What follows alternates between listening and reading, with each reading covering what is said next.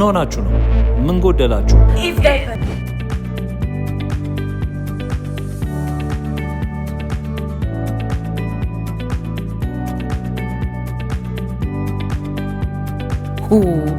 አንዳንድ ቀኖች በጣም ያስገርማል። ኑሮዬን ቀለል ለማድረግ ከባድ ትግል ውስጥ ገባ። ልጄ አድጎልኝ የምነግረው ታሪክ ብዛቱ፣ በተለይ ለሱ የሚስማማና ምርጡን ለማግኘት የነበረኝን ተጋድሎ። ማንም እናት ደግሞ በልጇ አትደራደርም። ኢቭ ቤቢ ዳይፐር የአስቤዛን ያህል ሁሌም በቤቴ ሙሉ ነው።